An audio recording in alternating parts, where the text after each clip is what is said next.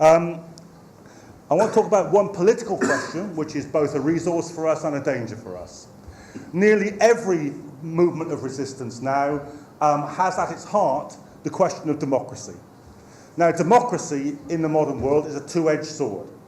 They fight their battles under the banner of democracy. They are bringing, they say, democracy to Afghanistan, democracy to Iraq, democracy to Libya, and so on and so forth. And we have to be alert to the misuse of this, to the real meaning of this for them. What they mean is the democracy of the elites, not the democracy of the masses. What they mean is political democracy, not economic democracy. You know, I come from one of the oldest so-called democracies in the world, although many people in Britain are surprised to know this, so perhaps you will be too.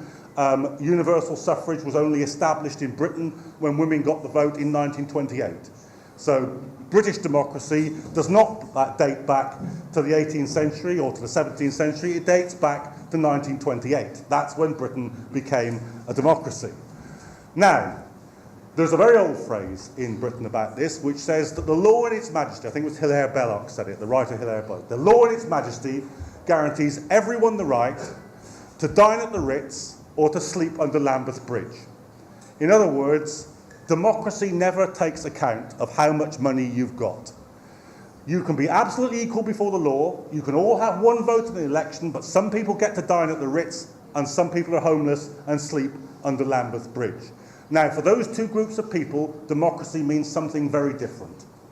For the leaders of the Muslim Brotherhood, or for the old regime in Egypt, or for the heads of the Supreme Council of the Armed Forces, it means business as usual, particularly for the armed forces in Egypt, because they own 15 to 40% of the entire economy. So for them, democracy is a facade behind which the business as usual carries on. But if you're a street seller, or homeless, or one of 50,000 people in Cairo living in the cemetery in the City of the Dead, it means something else.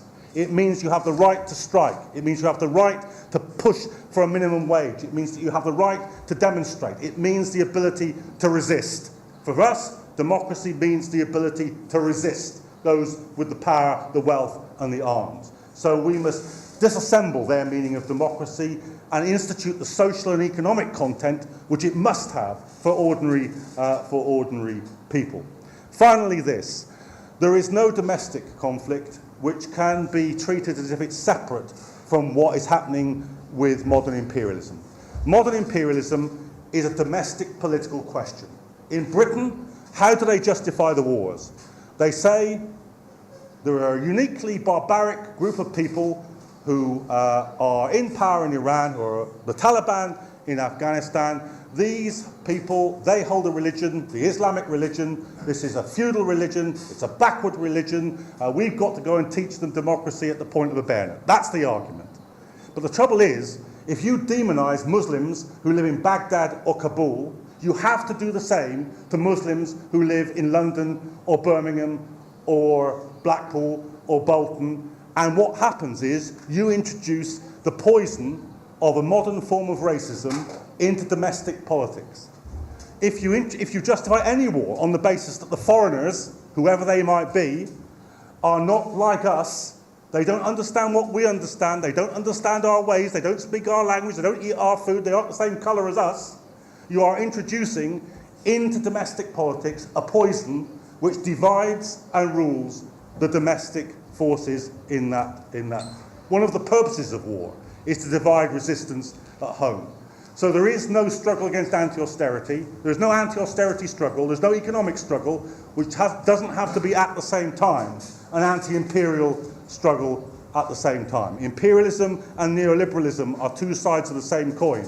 The resistance must also be both against what the great powers and the great corporations want to do to us economically and what they are attempting to do to the globe in terms of a modern imperial project.